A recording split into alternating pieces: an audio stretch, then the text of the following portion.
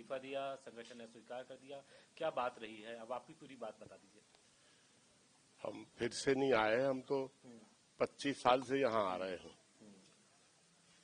और एक तरह से यह हमारा दूसरा घर है। पार्टी में गतिरोध उत्पन्न होते हैं, समाप्त भी होते हैं और सभी राजनीतिक दलों में होते हैं। प्रबंध समिति की बैठक में मैंने अपने भाषण में ये कहा था कि नए लोगों के लिए पुराने लोगों को स्थान खाली करना चाहिए और उसी का हवाला देकर मैंने इस्तीफा दिया।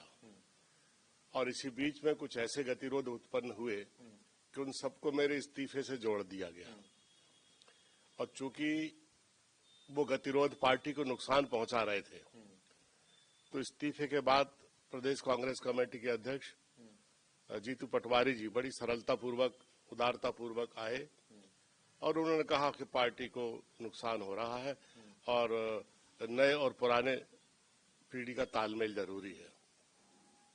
उन्होंने मुझसे कहा कि नहीं, अभी यात्रा अधूरी नहीं छोड़ना है, लक्ष्य तक पहुंचना है और उनकी अपील को मैंने स्वीकार किया। और इसलिए भी क्योंकि आज जो कांग्रेस पार्टी का मध्य प्रदेश में नेतृत्व है ये बहुत सशक्त नेतृत्व है और ऐसी कठिन परिस्थितियों में जीतू पटवारी के अलावा पार्टी के पास कोई विकल्प नहीं है।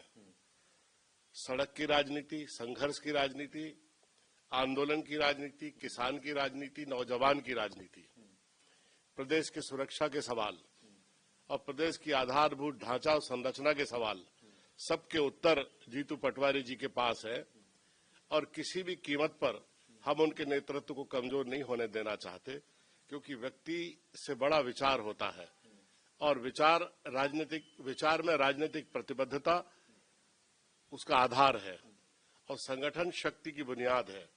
इन तमाम चीजों को देखते हुए मैंने अपना इस्तीफा वापस लिया और मुझे इस बात का दुख है कि मेरे इस्तीफे के कारण हमारे नेताओं को असहज होना पड़ा और उन्हें दुख हुआ।